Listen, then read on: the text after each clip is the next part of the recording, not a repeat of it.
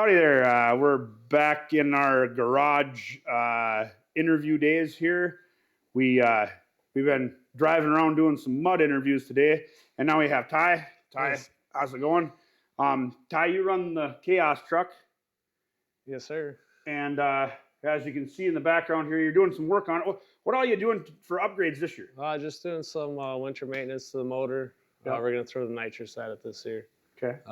As you can see, the shocks are missing. We're Yep. putting new Fearless Motion shocks on it. Okay. Got new Fearless Motion bump stops on it. Nice.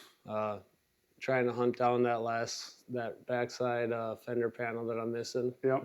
Lost in a bet last year.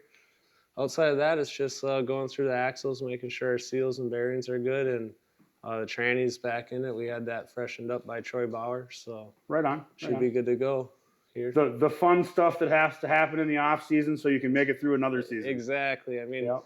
I always say it's cheap insurance. You know, you spend Yep. the money, bring your motor in, and you bring the tranny in, and you spend a couple $100 here and there, opposed to waiting for it to explode, and then it's a couple $1,000 Yep. real quick. That catastrophic failure always seems to be a bigger dent in the pocketbook than let's take this apart right now and see if I just have to freshen this up, we can get away with it and it'll be good. That's a lot of times that's better than the aftermath of a grenade going.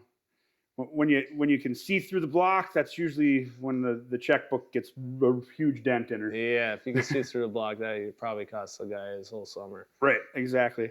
So yeah, freshen them up sure makes a big difference. Where do you plan on running this truck this year? We're gonna start out at Dennis Anderson Money Motorsports Complex. I think the race is April 20th. Yeah. So we fly out there the 18th, and then the second race is May 18th in Virginia. Okay. Then we're going to come back, hit that big jump at Mudfest. Right on. And then probably make it up to Benson's. Okay. And, we're going to go to Ohio in July. Okay. And then we'll be up to Howie's on Labor Day weekend. Right on. And then we have the race here on September 28th. Oh, sure. Your shootout, the end of the year deal. Yes, sir. Right on. And that's is there a certain series that you're following then? I know that we've been seeing different event series that come out, but you actually these races all qualify you for the end of the year big.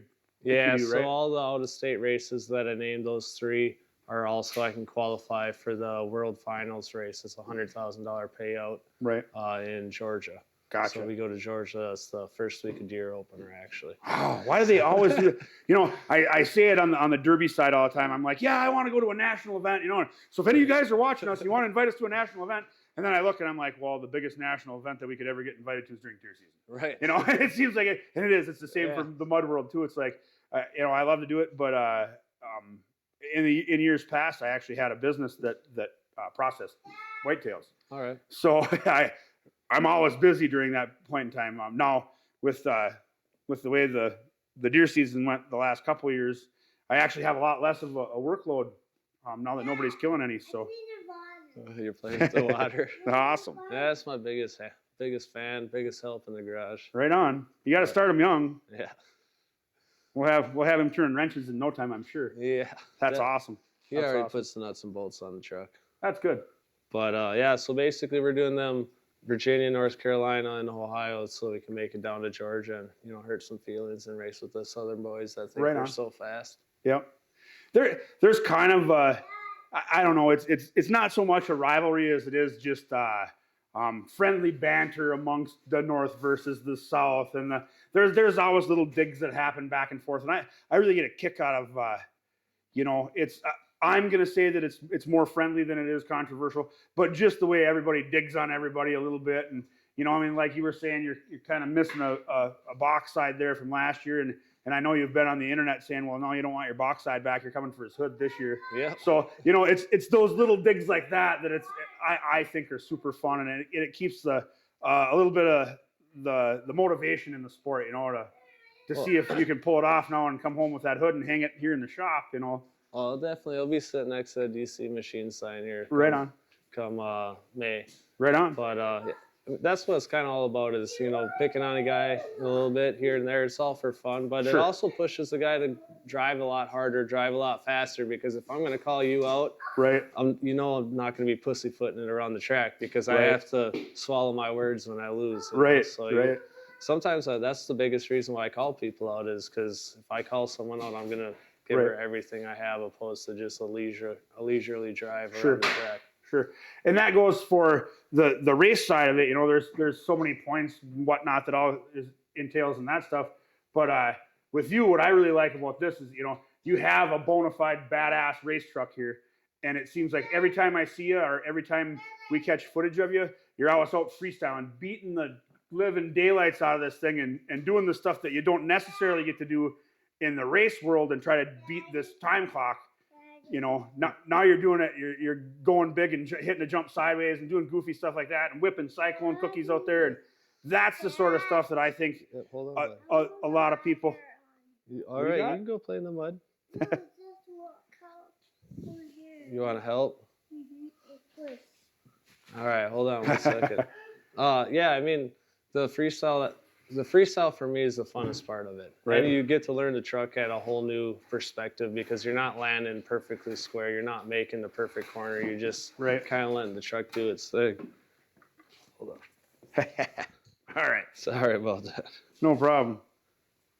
But you learn a lot more about the truck. You learn how it's handling when you come off a jump squirrely or hitting a jump sideways. Sure. And the crowd really enjoys it. And as a driver aspect, it's a lot more fun because there's no rules. You can go out there and, like you said, you can whip a donut, you can hit a jump sideways, you can go for big air.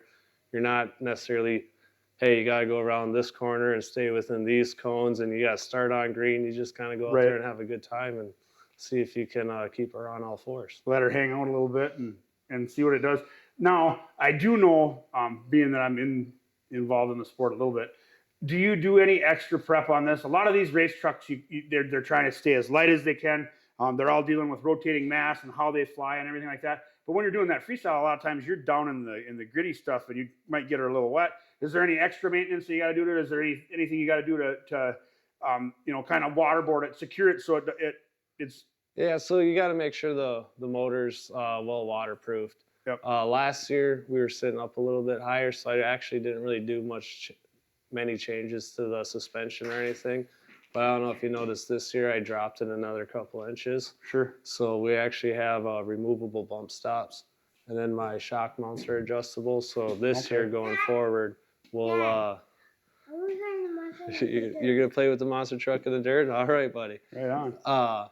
So we can adjust the shock mounts, and then I got removable bump stops. So now this year, before I go do freestyle, I'll have to raise or lower my shock mounts, which will actually raise the shocks, and then I'll put my removable bump stops in. So then I'll actually raise the whole truck up about 3 inches. And we're only doing that for oil pan clears. Gotcha. And that's why we got this mock-up motor in there, is because we had to make sure we were clearing our 4-link bars and everything. So right now I got about 5/8 of an inch between my oil pan all the way around on my 4-link bars. Gotcha. So basically, and I've talked this with a lot of people, and in the progression of what these trucks have turned into, you know, there was a point in time, not that terribly long ago, 6, 8, 10 years ago, where everything was pretty tall. It was big, high horsepower, great big tires. If you actually had them scooped out, you had an advantage for traction.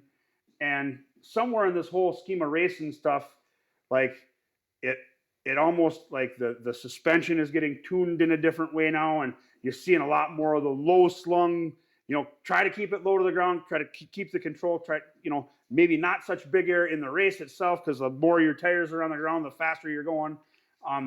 So you're seeing a lot of it change as far as what a mega truck was per se 10 years ago to what the evolution of, you know, the reason why you're putting different shocks, you know, different stuff like that.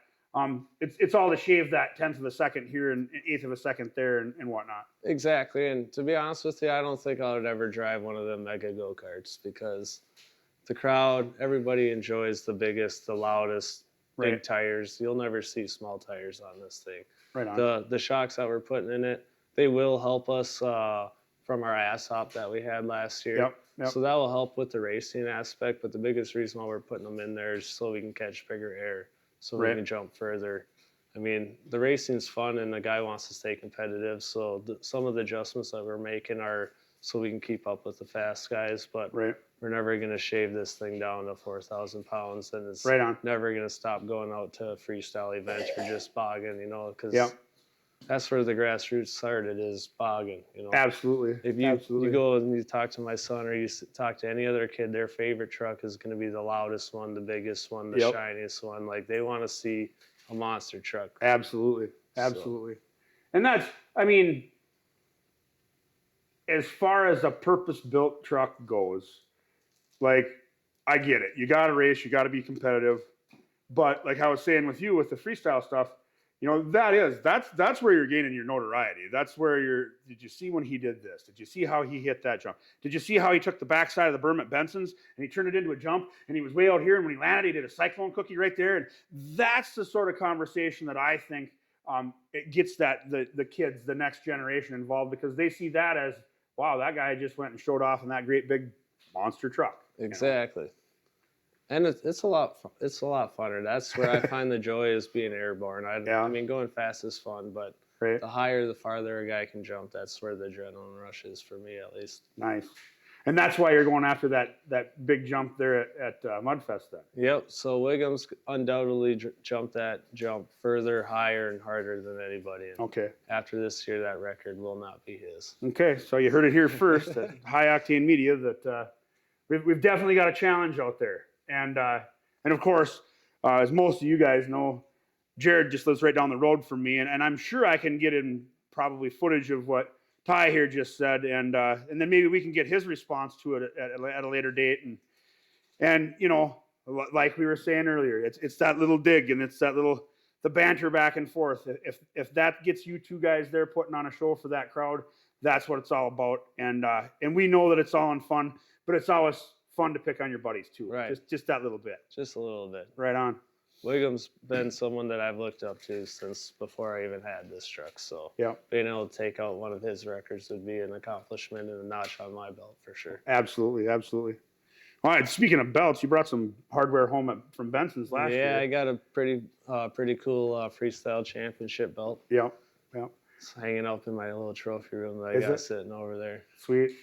No, I'm the one that came up with that idea a couple of years ago. I saw it online and I'm like, I want to order one of these things. And now that I've ordered one, I'm like, this is, we don't offer a whole bunch of stuff other than we're going to make you as famous as we possibly can. And here's your Macho Man Randy Savage belt, But I think, honestly, sometimes that's more of a reward than I'm out there freestyling for this Happy Gilmore check or for, now I had, now you can brag, you got the belt. You know what I mean? I didn't take that belt off or put it down for the whole rest of the weekend. I want to right on. put that on me. No, that's awesome. The cooler the trophy, the harder a guy is going to go after, because none of us are really into it for the money. I mean, getting the check at the end of the day is kind of cool. It makes finances a little bit easier, but realistically, we're after the trophy. We're after the glory. Sure. We're trying to put on a show for the kids. Oh, absolutely. And that's, I mean, I know, speaking from the fact that we've had you at Benson's quite a few years now, going strong, it's always fun to just watch the reaction from the kids. You guys with the Built to Beat race series, you bring in your announcer, so I get off the microphone a little bit and I get to run around with the crowd a little bit. And I tell you what, as soon as this thing fires up and it gets to the line, it's like you can hear a pin drop across that grandstand. Everybody's just like, what's he gonna do now? Right. It's awesome. So and that's where it's at. It's bringing them kids in and getting that next generation involved and getting them addicted to this stuff, so they're not addicted to bad stuff. Yeah. Motorsports is it's one of the very few sports out there that a guy is 100% reliable for himself. It's not a team sport, so you can't have an off day and still win the Super Bowl. Right. You have to be on your A game, no matter what the track is, where you're at, the date. You have to be. It's just you and your piece of equipment out there. Sure. You don't have any excuses. You can't blame the starting light. You can't blame, a Right. teammate because he false started or something like that. Sure, so sure. It's just on you. Right on. And speaking of that, then we might as well talk about the Built to Beat race series and what you got going on this year. As of right now, I know you're still working on some scheduling stuff. All you have right now on your schedule that's hard definite is your shootout here. And Howie's And Labor Day Howie's? weekend. Okay. And then we're still working. We still got 2-3 races that we're working on. We're Okay. just waiting to get back and get confirmation on those Perfect. dates. So Perfect. as of right now, we're looking at least 3, potentially 4 or 5. Right on, right on. And that's about where you guys have been running every year since you've been doing it. Is that 3 to 5, 6? 6 to 7 normally, but Mud Rhythm's kind of got their race schedule going on too. And Sure. you can't expect people to make 12 races a year. No. And then for the, some of the drivers that are trying to race with the Premier Mega Truck race circuit, Sure. that ends up being 16 races a year. Right. And the guy can't really afford it and can't keep Right. his truck together, Well, yeah, especially if you got to try to keep it together all season long for the end, for the finale, so you're actually going after that big check. Yep. That takes a lot of work. So that Premier Race Series, you have the way I understand it, you have 3 or 4 races that you have to do 3 or 4 of them to qualify for the main one. Yep, you have to make 3 out of the 6 events that they have throughout Okay. the season to make it for the World Finals. And then they have different areas that run, because there's way more than 6 races total, right? No, it's just 6. Oh, really? 6 races. They got 1 in Virginia, 1 in Georgia, 1 in North Carolina, Ohio, Kentucky. Gotcha. And there's one other race. I can't remember it off the top of my head. And then the World Finals is November 8th and 9th down in Georgia. Cool. So that's got to be, there's trucks of every shape and size and all sorts of different mentalities that are all shooting for the big dog in that one. Yeah, everyone wants to take that crown home with them this year. Absolutely. So. Yeah. Well, hopefully, once in the springtime, and then this is a weird spring for Minnesota too. In the springtime, a lot of times things get pushed off like they did last year because we had all the snow and everybody was waiting to bring their schedules out. Now this year, it's kind of the opposite. We didn't have any snow all winter long, and everybody's chomping at the bit, but we're actually really, really early to be announcing a schedule for a mud event in Minnesota. Yeah. Normally we're dealing with a couple feet of frost and a couple feet of snow right now. Yep. So it's not uncommon that you guys don't necessarily have all of them scheduled today. It's just that it's uncommon that we have 50-some degree weather and it's the second day of March. Right, and there's no frost in the ground. Right. I mean, this thing's normally not even running until early May, maybe late April. Right. And we'll have this thing running tonight. Nice. So Nice. we're a couple months ahead of schedule truck-wise. And that's awesome. But then there's also, a lot of these events that the people that are dragging stuff like that around, they got to worry about the road restrictions that are going to be on now in Minnesota. And, there's other stuff that goes into that makes the schedule hard to figure out some years too. And I think this year is actually, and it's a leap year. So then the fairs, because you guys used to race at a couple of fairgrounds as well. We used to do Pillager Fair, and this year it just didn't work out with their schedule and to work with them. A couple other races that are going on in state are during the fair weekend. Okay, so yep. That's the biggest reason why we're not doing those 2 fair races that we normally run. And it's terrible with a series like that, and with the amount of cars or the amount of trucks that you guys have within the state that you're going to draw into one of these deals. The problem that we've seen in the past few years following this stuff is availability. You got to have. You don't want the controversy of running 2 different race series on the same day. It makes it a headache because you only have this many guys that want to drive. And these drivers, they want to get out there and they want to run your series. They want to run everybody's series because there's only so many races. Like you're saying, nobody wants to run 16, 18 times a summer, but it makes it even harder when it's a certain date and now all of a sudden 3 of them pop up. Which is why we dropped the first race of the Built to Beat race this year was because of that, because of the overlap in the schedule. Sure. So. And honestly, there's a lot of places, like I know you're going to say this because you'll agree with me, but I've been a mud guy for a lot of years. And to miss the chance to go to Mudfest Hillman every year, there's always something new. There's always something fun there. That day is always synonymous to me to be there playing in the mud in Hillman. Right. You know, that's always my weekend plans for Memorial Weekend. Yep. You know, and that's a mud tradition that we've had, you know, amongst our mud family for years. So it's tough to pick the weekends that you want to run, but you also want to give these guys enough time to you know, so they got that race there, and that's going to be a mud rhythm race this year, the way I just heard it, and so you get that race done and it's over with. Well, now you still have to have the time for the guys like you with the big trucks like this that, okay, I got to test and tune, I got to fix this didn't work at that track, I got to switch up to the next track. You can't just overlap them either. You can't just one after another, bang, bang, bang. If you go weekend to weekend like we did last year, the truck got back from New York on Wednesday.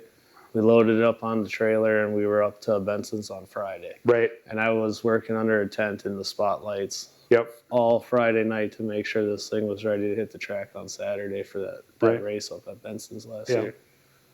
And any little bit of carnage obviously puts you further beyond it, because no matter what, you're changing the oil, you're changing fuel filters, you're looking at your tranny, make sure it's not all burnt up. Sure. And checking coolant, you know, make sure your axle seals aren't leaking. But if you have a broken drive shaft or a shock that's leaking, that throws a whole nother curveball into just the routine couple hours of maintenance in between or after every event. Right. Yeah, just swapping out fluids in this thing from event to event can put a normal mud bog guy, you know, bankrupt. Honestly, you know, I'm a little guy. I've always just been a bogger. I used to have the philosophy that I could buy an S10 out of the Manny shopper in Grand Rapids, Minnesota, for between $300 and $600. And I had a set of wheels that had 36-inch tires on them. And it was just a sawzall and a good idea, and I could go out to Benson's and I could raise hell all weekend. And that was my extent of mud bog. That's how prepared I came, was like, it was how big the wheel wells would go and not rub, you know. You don't have to spend a fortune to have fun though. Oh, like God, you no. said, a couple $100 and you can get yourself an old square body or an old S10 or even one of them OBD Chevys, you know, 90s Chevys. You can have just as much fun as you're running with this thing. Oh yeah. And there's, you know, a lot of these events. You go to Mudfest, there's mud for every shape and size rig, you know. It's awesome to see these things, and these things are a spectacle, but not everybody's going to be that involved in the sport or the hobby.